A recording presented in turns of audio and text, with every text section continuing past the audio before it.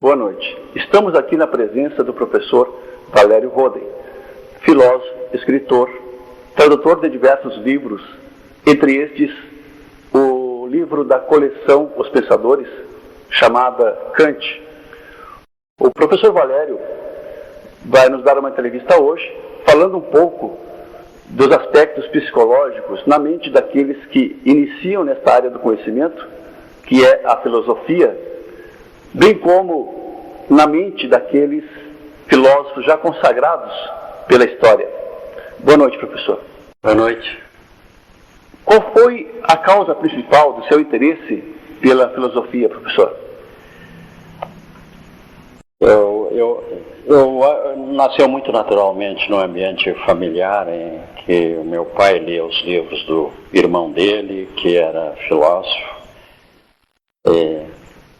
Eu depois estudei num seminário na Faculdade de Filosofia de Viamão, onde me senti muito envolvido pela maneira dramática com que o bispo Dom Edmundo Kuntz, já falecido, apresentava os problemas da metafísica. Isso me levou a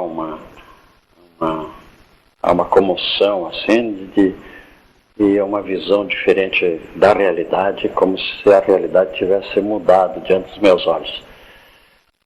Depois, motivado de tal maneira, e já com o gosto da leitura e lendo os primeiros diálogos, sobretudo de Platão, eu fiz a Faculdade de Filosofia da URGS, no tempo em que o Paglioli era o reitor. Me foi oferecida uma bolsa do governo italiano, passei 2 anos na Universidade de Roma e depois estudei também na Alemanha, fiz meu doutorado e então hoje aqui já com bastante tempo de trabalho nesse setor. E há quanto tempo o senhor pode precisar? Mais de 40 anos já que me dedico à filosofia e a iniciei. Nos dias de hoje, a filosofia tem a sua importância diferenciada das dos séculos que nos antecederam? Eu vivo muito num diálogo com o século XVIII, né? Principalmente com a filosofia de Kant. E se nós pegamos um autor contemporâneo como Adorno, da escola de Frankfurt, a teoria crítica, nós vemos no seu livro A Dialética do Esclarecimento que Kant, como um filósofo da autonomia, tem grandes contribuições a dar à educação e à filosofia do século XX e Adorno nos confirma isso, de que nós ainda não superamos essa época de esclarecimento, sobre a qual Kant perguntava: vivemos numa época esclarecida? E ele mesmo respondia: não, numa época apenas de esclarecimento. De modo que o século XX, enfim, que nós acabamos de encerrar, tinha preocupação com problemas da existência, problemas do indivíduo, desenvolveu a filosofia do existencialismo e depois uma filosofia da linguagem, uma mudança com um novo enfoque, com um novo paradigma, mas os problemas da filosofia se preocupam com a essência humana e são muito duradouros e são inesgotáveis, e nós estamos sempre lidando com os mesmos problemas. Professor, a filosofia poderia ser utilizada de uma forma prática, tal qual a psicologia ou psicanálise, para que dessa forma pudesse ela trazer benefícios maiores e diretos à humanidade? Eu acho que ela está sendo usada por várias pessoas e ela se presta efetivamente para isso. Eu acho assim como a psicologia, como a psicanálise. Acho que a filosofia é capaz de transformar as pessoas com muito sucesso. Ela tem ela sempre é muito prática, ela não só tem partes práticas de filosofia prática, mas ela tem partes como ética aplicada, que se preocupa com problemas concretos. Em todo caso, eu acho que todos aqueles que gostam da filosofia, que se dedicam efetivamente a ela, se sentem transformados por ela, e eu acho que isso pode ser bem utilizado. Friedrich Nietzsche, que viveu entre 1844 e 1900, é conhecido como o anticristo por ter afirmado, entre outras coisas, que Deus está morto. Que análise o senhor faria de Nietzsche? Inicialmente essa questão apareceu em Dostoiévski, né? E aí havia uma compreensão equivocada de que Deus está morto, então tudo é permitido. A ética moderna, a partir de Kant principalmente, ela não é mais teológica, e nós, mesmo não fundando a ética em Deus, nós não fazemos as coisas porque Deus não quer, mas porque elas são boas ou más nas relações dos homens entre si. E então,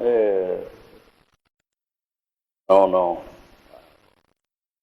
pensamento é equivocado, mas eu acho que Nietzsche realmente abalou a filosofia, criticando a verdade, a moral e dizendo tudo o inverso do que a gente pensava, procurando substituir a ética pela estética, mas sobretudo na direção assim de uma afirmação da vida. Ele está sendo recuperado, ele é repensado e valorizado em muitas contribuições que ele deu. Ele naturalmente que procurou afirmar até uma transcendência humana, mas não na direção de Deus, mas na direção de um se transcender na natureza. Então era como o professor Tugendhat diz, uma transcendência imanente. Eu acho que todos os grandes filósofos, inclusive Nietzsche, por mais terríveis que nos pareçam, fazem pensar. E Pitágoras, que viveu entre 570 e 490 a.C., e ele acreditava na virtude, na amizade, na purificação da alma através do corpo pela reencarnação. Que análise também o senhor faria de Pitágoras? É difícil assim falar em detalhes sobre cada um dos filósofos, até porque eu não domino tão bem a todos, né? Pitágoras teve essa doutrina que é uma doutrina também platônica, mas ele foi realmente o introdutor, né, segundo se supõe, da palavra filosofia, e quando a gente o lê, realmente ele é apaixonante. Mas eu confesso que não assim, desprevenido, não saberia dizer muitas coisas relevantes sobre ele. Mas está muito bom, professor. E qual a influência psicológica para um estudante de filosofia que passa de um mundo voltado, em sua maior parte, às impressões sensoriais, para um mundo onde os sentidos comuns podem ser um empecilho? Nós estamos sempre na caverna de Platão.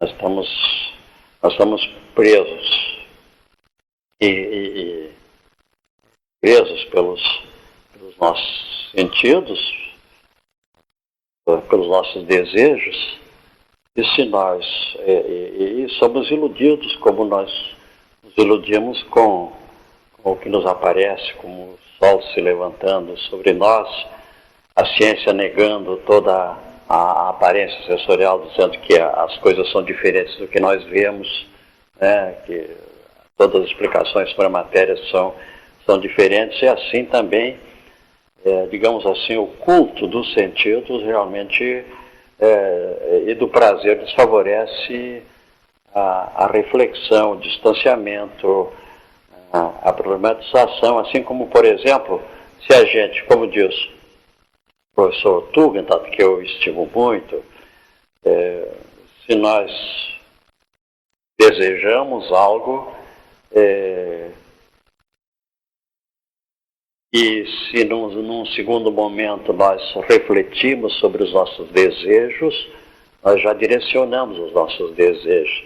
E se nós pensamos num todo da vida, por exemplo, nós pensamos no sentido da vida, nós inserimos os nossos desejos dentro de uma perspectiva mais ampla, mais profunda. Assim, só se, digamos assim, a filosofia for capaz de fazer os homens refletirem e, portanto, se libertarem do imediato, do puramente sensorial, se elevarem a um nível mais elevado de pensamento, eles conseguem, digamos assim, passar para a filosofia, né? De modo que eu acho que a filosofia é difícil para quem está muito distanciado dela, né, à primeira vista, mas eu acho que há tantas inquietações, tantos problemas, que eu acho que os jovens de hoje também se sentem desafiados para o pensamento. Na sua visão de filósofo, apesar de o senhor não gostar da palavra, a humanidade possui problemas que poderiam ser solucionados, ou melhor, conduzidos a uma solução, caso optassem conhecer mais a fundo a filosofia, não somente como um fator histórico, mas principalmente como um fator de princípios morais, éticos, religiosos e também racionais?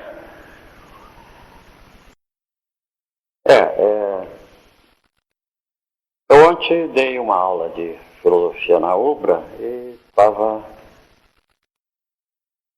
falando e num determinado momento eu tive dúvidas, sabe, sobre a eficácia da minha aula, e perguntei aos alunos se eles queriam assinar a lista de chamada e os liberei para que, se quisessem ir embora, ficasse à vontade, né? E ninguém saiu, todos ficaram até o fim da minha aula. E então eu acho que a filosofia tem algo a dizer à humanidade, mas eu acho que principalmente eu noto um grande progresso nos últimos 20 anos, não só do interesse social pela filosofia, mas assim da maneira como a filosofia se torna respeitada progressivamente entre as ciências e na sociedade, e o interesse que ela desperta não só por exemplo, na direção da relação da ética com a política, mas o esclarecimento moral, eu acho, os princípios filosóficos da moralidade é fundamental para que a humanidade se possa orientar nessas situações em que ela vive. Eu ontem dei uma aula em que Kant dizia o seguinte, quer dizer, que se a humanidade não fizer questão de passar para um estágio moral de desenvolvimento, então talvez tudo isso que nós estamos fazendo não vale a pena. Seria melhor que a gente, como Rousseau, voltasse para uma idade selvagem, né? Porque o que nós estamos vivendo aí, se a gente não se eleva a um último patamar, que é o nível moral, é isso que a gente está presenciando. São a solução dos conflitos pela guerra e com as maiores atrocidades que a gente não pode desejar. De modo que a filosofia tem um grande papel. Perfeitamente, professor. O senhor gostaria de dizer alguma coisa? Fique à vontade para falar para os estudantes que estão assistindo essa entrevista e também aos interessados. Eu desejo que todos pensem sempre mais, que todos leiam sempre mais e que todos se inquietem sempre mais com o mundo que nós estamos vivendo. Eu acho que o interesse pela leitura, é isso que eu gostaria de acentuar. O interesse pela leitura é que deve ser estimulado, deve crescer para que, enfim, as pessoas tenham um desenvolvimento em que a filosofia também será útil. Muito obrigado, professor, por essa entrevista e boa noite a todos.